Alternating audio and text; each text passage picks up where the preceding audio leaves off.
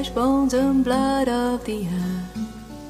There's a fire and water within me, and the air that I breathe of the world. And I know deep within me I live on and on, like the waters of life and the salt in the sea. I live on and on, but I don't yet know where the waters of life and the salt of the sea they dissolve. There's a wind and it blows and it thunders, and the rains come and go on the plains. Once I saw you there standing before me, and now I am here all alone. And I know deep within me you live on and on, like the waters of life and the salt in the sea. You live on and on, but I don't yet know when the waters of life and the salt of the sea they dissolve.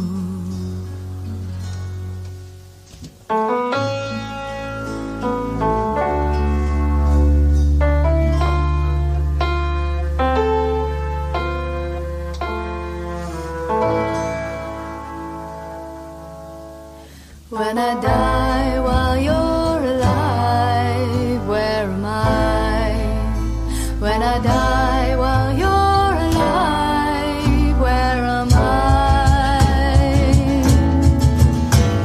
Chideva dehastu, chideva lokash, chideva bhutani, chidendriyani, karta chidanta karanam, chideva, chideva sarvam.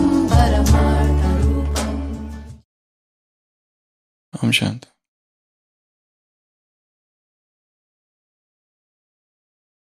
A man kept visiting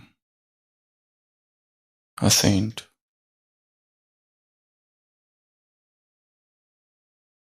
Every day. He would expect the saint to say few words of wisdom to him. But the saint kept mum.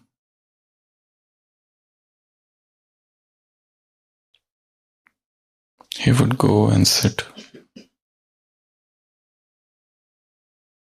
and visitors would come and go. And saint was talking with those visitors. But to this man, he never said anything.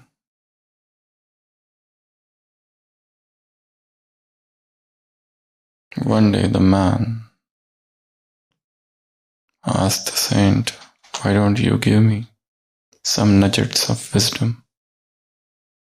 Why don't you say me some good words, some message?"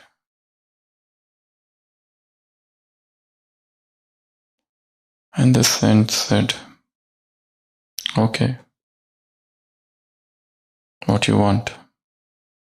The man said, "Tell me something that I should do in this world." And the saint said one of the oldest Sufi saying, "Neki kar, darya mein dal."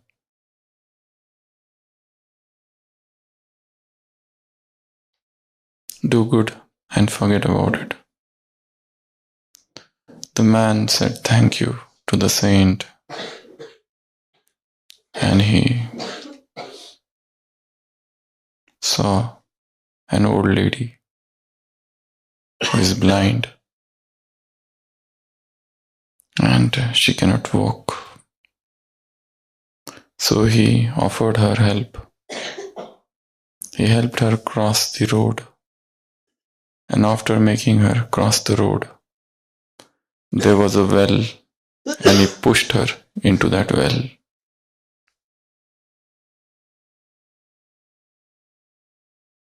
So the wrong center is working.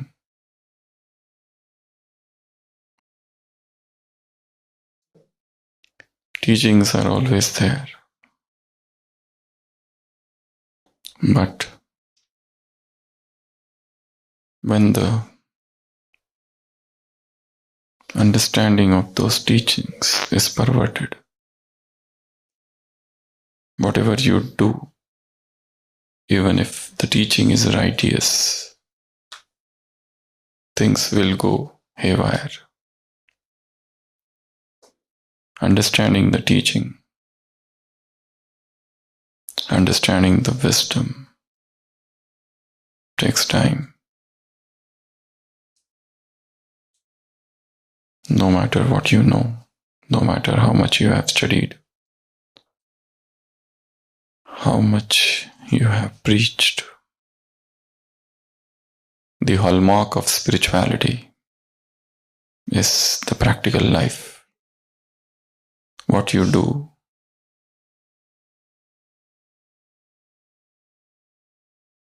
to become compassionate, is to reach the pinnacle of spirituality. Spiritual purity lies in reaching the zenith of compassion, mercy, empathy, feeling of oneness.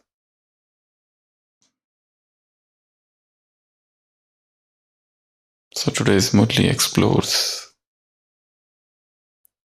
this very important aspect of spiritual life: compassion, mercy, empathy, kindness, giving, becoming a donor, philanthropy, altruism, a good Samaritan.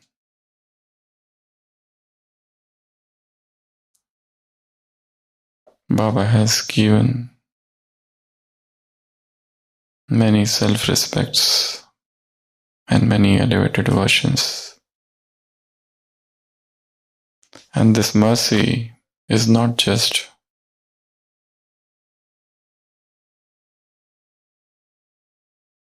a limited one, especially those who are weak, especially for those who are under influence, especially those who are lacking attainments. To become merciful, to become compassionate is a great challenge. A big heart is needed. A magnanimous heart, munificent heart.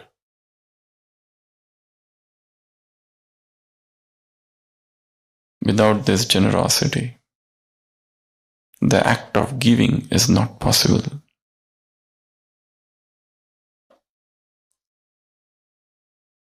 Man lives his whole life revolving around the selfish center.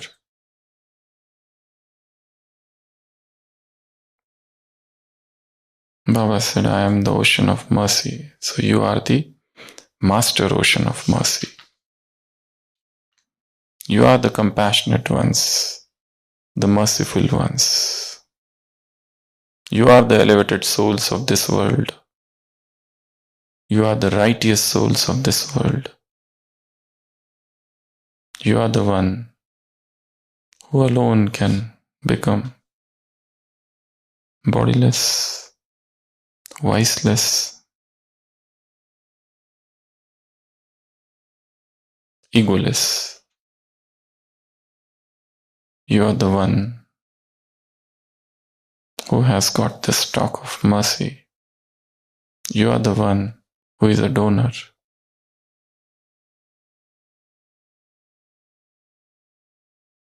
You are the one who is abundant.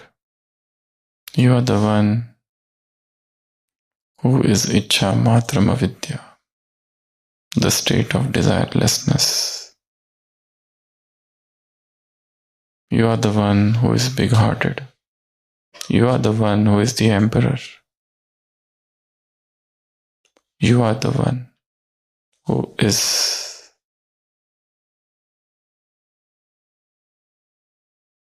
the child of the donor.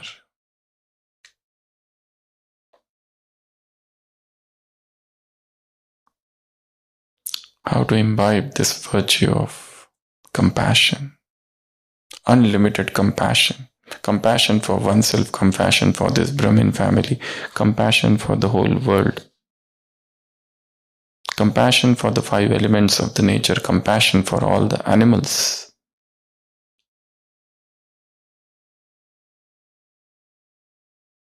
Compassion in everything.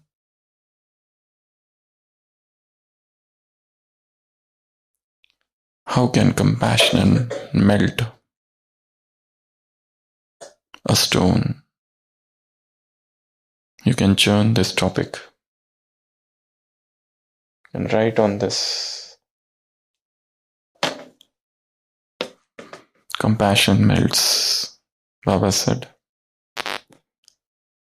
No matter what sanskars others are having, compassion has the power to melt it into water. No matter how much they oppose you, compassion can make them situate into the position of, can make them stable in their position. No matter how they oppose you, they will garland you.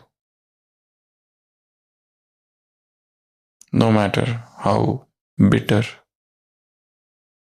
inclement the karmic account is, everything will get finished and a new account will start. All this because of compassion.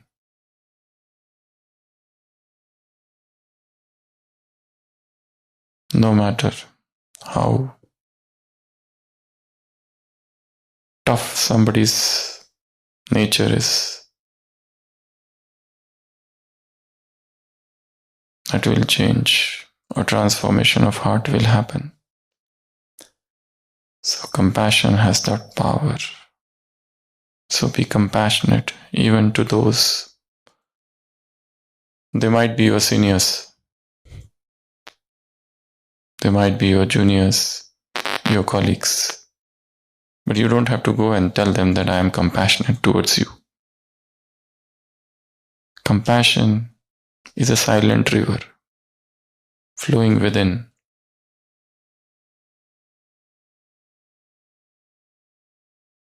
Compassion doesn't speak, it acts.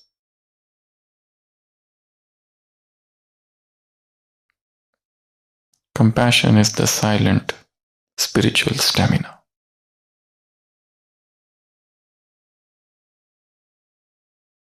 Compassion is to have big heart, a magnanimous heart. Udar Charitanam tu, where the whole world Vasudhaiva Kutumbakam. Everyone is mine, no matter what they do. They might oppose you, they might malign you, condemn you, cast aspersions on you, abuse you, criticize you, troll you, pull you down, insult you. But we know that they are under influence. We know that they are weak souls.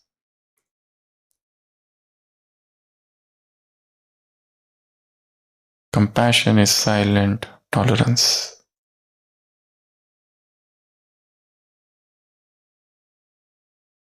Compassion is empathy. It understands. It is considerate. It is thoughtful.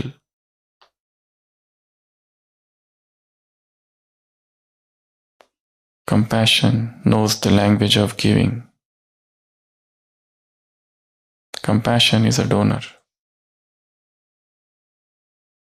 Compassion is a philanthropist. The true altruism. So you can write on that one topic. How can compassion melt? Reciting your own experiences of life. The second is this act of giving without counting experiment. Give, but don't count. Deities, they give. God gives, he doesn't count.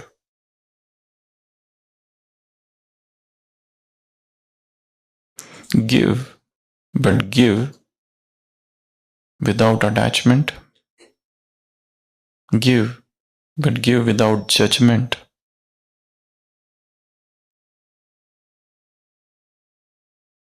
And third, give, but give without expectation. So give, but give without expectation.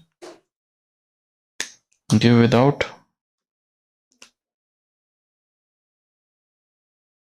attachment and give without judgment. Don't judge.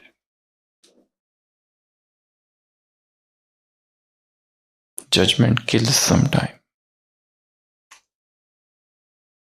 And give without counting. The stock is abundant.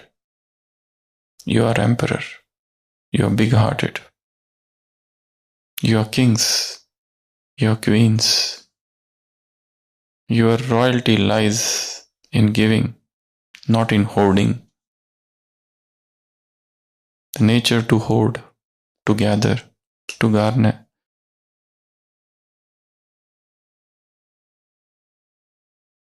To gather. Gathering nature, hoarding nature. Storing nature. Holding nature. Capturing nature. Snatching nature. Give, but without expectation. Give, but without attachment. Give, without judgment. So you can do this experiment throughout the day. Try giving things. Give and forget.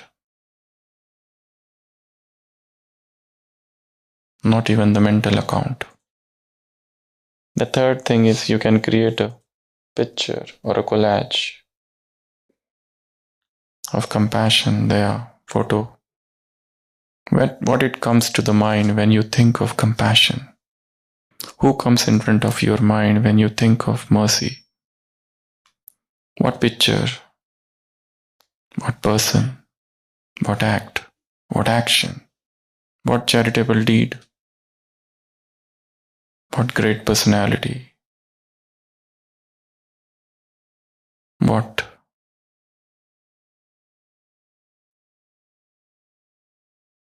portrait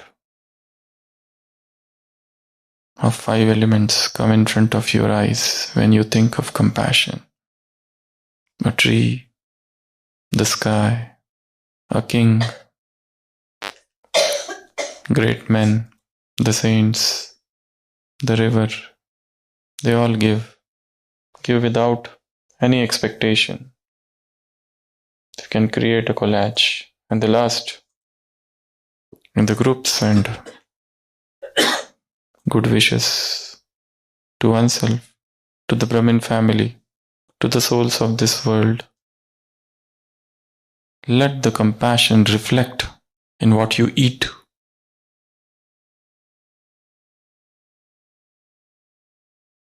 Let our eating become non-violent.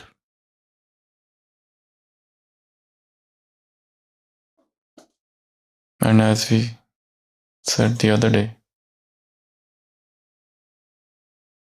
eating fruits is the purest form of compassion. You don't harm animals, you don't harm the environment, you don't harm the other human beings. You remain in higher consciousness, in harmony, in sync with nature. No flock that range this valley to slaughter I condemn, taught by the power that pities me I learn to pity them. An English author says, no flock that range this valley, no flock of sheep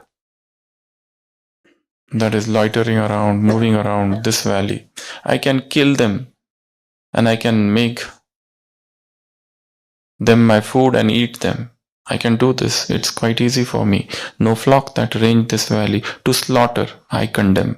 I do not condemn, but taught by the power that pities me. There is a power above me. That power pities me. That power has mercy upon me. I learned to pity them, those mute animals, those mute beings.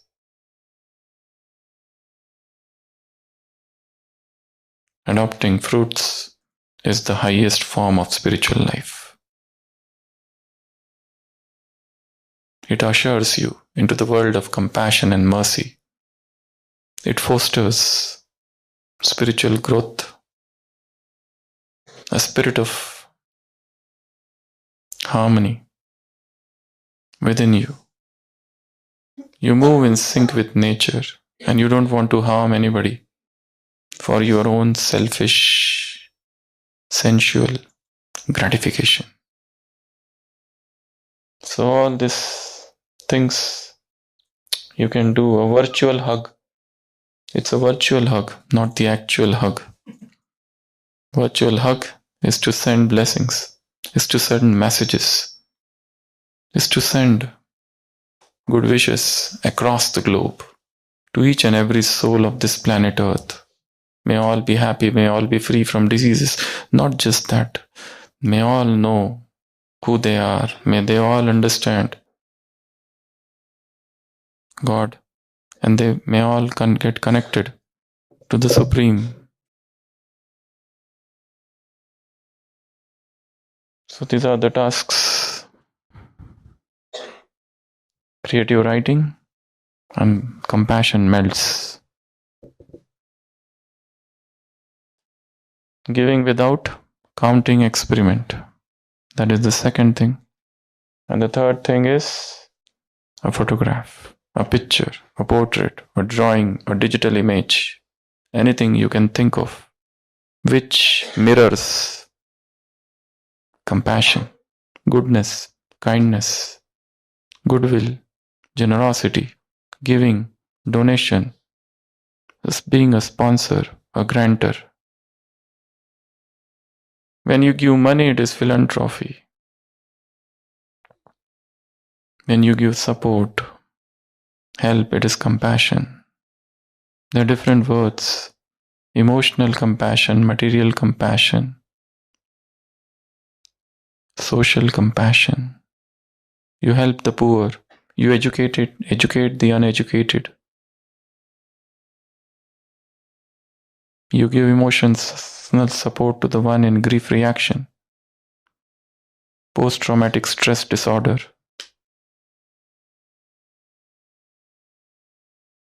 You exhibit the spirit of compassion. So photograph. And the last is hug. Write some beautiful message. Something which you want to do for others. Om Shanti.